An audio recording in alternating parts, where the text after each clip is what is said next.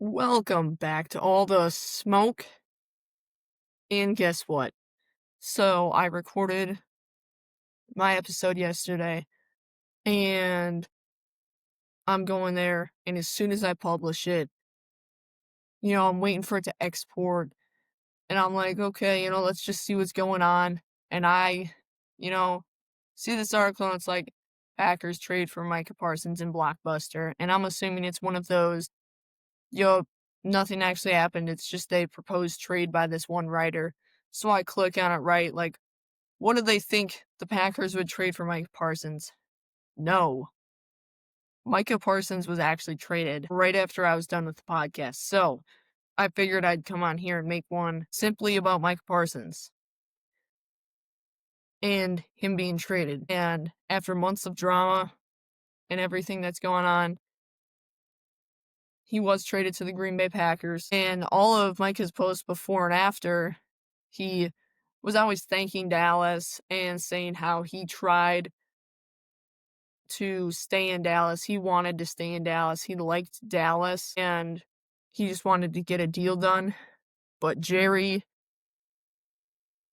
didn't seem to be on the same terms, and Micah wanted his agent to negotiate it, right? You trust your agent to negotiate it, then you don't have to worry about it as much. Like every professional sports player, your agent negotiates the deal pretty much. I guess Jerry Jones did not like that at all. And here we are now. And it sounds like right before he was traded, he went to Jerry Jones and he said, for one last time, I want to get a deal done. What do we think? Talk to da-da-da. Okay, talk to my agent, right? And it didn't work out. And I think Micah did his business. He did it how he wanted it to be done. It makes sense. He did it just as every other professional sports player. And I don't think he wanted to ruin his relationship with Jerry Jones. I think he just wanted to get a deal done. He wanted to stay in Dallas and he wanted to be a Dallas Cowboy. Now, clearly that did not happen. I think Jerry Jones personally kind of ruined this relationship when Micah Parsons asked for a trade. Negotiating tactics or not, he asked for a trade. And what happens? Jerry Jones does not like that at all. And he goes on to say, I'm not going to trade you. I don't have to do anything with you, Micah. I can franchise tag you. Da-da-da-da-da-da-da. And he went on with that for a long time. Then it just kind of all fell apart. Things were picking up steam with other teams, especially the Packers. And that's kind of what happened. So the full trade is the Cowboys get Kenny Clark and 2 first-round picks, 2026 and 2027. And the Packers get Micah Parsons. Honestly, not a lot for Micah Parsons type player. I believe the Khalil Mack trade, when he was traded from the Raiders to the Bears, was 2 firsts and then a second and a third. So there's more picks involved. And I don't think there's a player involved in that one outside of Khalil Mack. So I'm going to just start with the Cowboys, my take. I'm going to grade them at the end, and we'll go from there. I wish, and I think everyone wishes, that the Cowboys would have just been able to sign Micah Parsons, but Jerry Jones, of course, he had to mess it up. Just like CeeDee Lamb and Dak Prescott, he holds out to the very last moment, but in this case, he did not pay them. He let Micah Parsons go. And again, he'd done this in the past with Dak Prescott and CeeDee Lamb. Dak Prescott especially, because he way overpaid for Dak Prescott. CeeDee Lamb, I do think, he's one of the better receivers in the league, so the money made sense.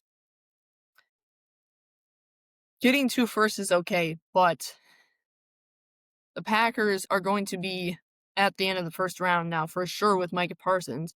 They were going to be without him. Even if Love gets hurt, I find it hard to believe that Malik Willis doesn't at least give them around a 500 season. You're not getting a top 10 pick from the Packers in the next 2 years. It's not going to happen. A lot would have to go wrong for that to happen. So I don't think the first round picks are worth that much, considering once in a while, depending on the draft class strength, they might be essentially, in a normal draft class, a high second rounder. And that's just how it goes. Kenny Clark, the one player that they got in return, who Jerry Jones says feels a need and helps them win now. I guess it does, but not really. He'll turn 30 this offseason, and his numbers were down very much in 2023. He had a very good season in 2023. 2024, not great. For $20 million a season, he played as a average to below average defensive lineman in the middle. He was big for the Packers run stopping, and I do think he's only 30. He'll continue the run stopping, but he's definitely aging and going down. His PFF grade ranked him as the 84th best D lineman, and he's getting paid $20 million a season. There's not really much upside here, whereas I expected them, if the Packers were to trade for him, they would have had to give up a younger player. My grade for the Cowboys on this trade, this feels so similar to the Luka trade with one more first-round pick. They are just going to, they're going to get a D+, and it could be a D, but they get 2 first-round picks. 2 first-round picks are worth something, and Kenny Clark isn't that bad of a player. So they'll get a D+, but it's pretty ugly for Dallas. And Dallas fans, it's got to be bad down there. You get rid of Luka for pretty much nothing, considering Anthony Davis is always hurt. Max Christie is a solid role player, but nothing more than that. And 1 first-round pick 6 years from now. Then you get Cooper Flagg, you get George Pickens, everything's looking great, and now Micah Parsons is gone for another aging player, and this time 2 first-round picks. But the Packers side of it, from the Packers side again, only giving up 2 first-round picks and no other picks is a great deal for some simple reasons. The Packers are going to be at the end of the draft, or end of the round, as I said. And besides, they usually draft pretty well in those middle to later rounds anyway. Like, very or few times do they actually have a complete miss in that position. Usually they find solid, quality starters. Nothing great, but quality starters in like every single round. And they've done it for years and years and years. I feel like the offensive line is really the only spot where they've struggled a bit on that, but they draft a bunch of offensive linemen that kind of sometimes makes up for it. But the 2 first rounders, as long as they have some success, I don't think it really matters that much. But this is very unconventional for a Green Bay Packers organization. The Green Bay Packers don't make these kinds of moves, and everyone knows that. And that has actually helped them be a consistent contender for a long time. But they just don't make these moves. They don't make big splashes in free agency. They don't sign the big names. They aren't involved, and they don't make big trades. That's just not how it works. But Mark Murphy is gone, and now we have Ed Policy is now the president. They want a Super Bowl, and I know this team is Super Bowl capable. I think a good season from Jordan Love and Jeff Hafley, his second year with this defense, kind of getting that together. This team could be very good this year. Now, they wanted a Super Bowl. They got Micah Parsons. The other side of that is only giving up Kenny Clark is insanely good. You didn't have to give up anyone like a Quay Walker or a Lucas Van Ness, although his playing time will be hurt with this trade, and he has not looked great for being a 13th overall pick, but you didn't have to give up any of your young players. You just gave up a $20 million aging interior lineman when you have Devontae Wyatt and a couple other, again, like the rest of the roster, quality, average starting dudes behind him. Here's the downside for the Packers. It's the contract they gave Micah Parsons. Paying him $188 million is a lot over 4 years, $47 million. Now, this does extremely jack up the price for the Detroit Lions, their division rival, when signing an extension with Aiden Hutchinson. So that does help the Packers in that realm. But $188 million, I know he's the top 3 edge rusher in the league. And I guess you got to pay what you got to pay at that point in the negotiations for that good of a player. But I wish the number was a lot closer to 41 million. And closer to that 43 range, 44. If, he wanted a couple million more than the next guy. But I don't think it's a bad contract. We know what Micah Parsons can do. He's never had a season with under 12 sacks. And last year, his numbers went down, but he missed 4 games and was still a Pro Bowler. Everyone knows he's a great player. And that's why I'm giving the Packers an A for this trade. It spikes their Super Bowl chances. Look at the odds. Just think about it in general. It makes it a lot better trade. The Packers have struggled to get home and sack the quarterback. Micah Parsons does that very well. It'll be exciting to see him in a Green Bay Packers uniform. So overall, I think it immediately makes the Packers true contenders, puts them up there with the Lions. If they're not almost better than the Lions at this point, puts them up there with the Eagles, the Bills, the Ravens, puts them up there as one of those teams that is a legitimate contender and can make the Super Bowl this year, next year, and should be a favorite. They couldn't get to the quarterback. I think their coverage is solid. Xavier McKinney is great at safety.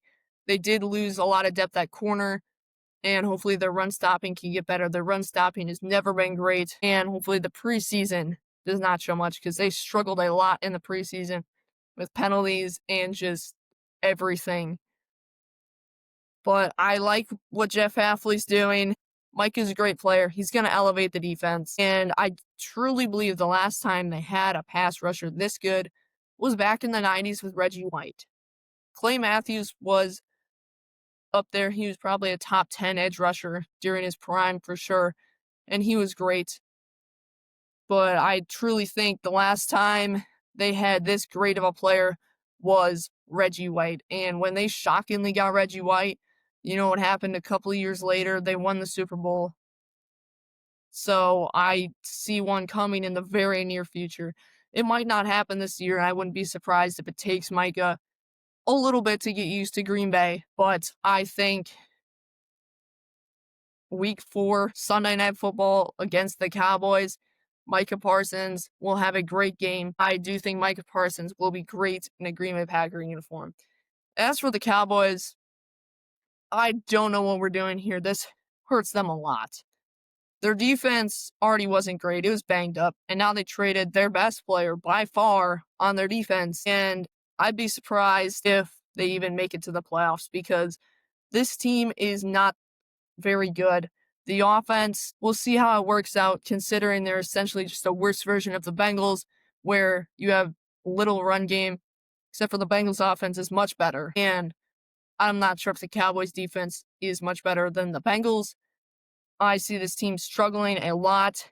I still think there's a chance that they finish above the Giants, but this trade completely shifts a lot of things in the NFL and how it ends up. And just a complete blockbuster. I don't think anyone expected Micah Parsons to actually be traded. I expected Jerry Jones to cave at some point and to be like, okay, Micah, he's your 40-something million. Come play. Jerry likes his stars. But I guess not. Jerry's going to let him go, and I'm not sure what he's doing. So this might be it for Jerry Jones if it all goes down here in Dallas. I don't know what to say for the Cowboys. The Packers, this season should be really interesting. Go Pack, go. I'm Will Smoak, signing off.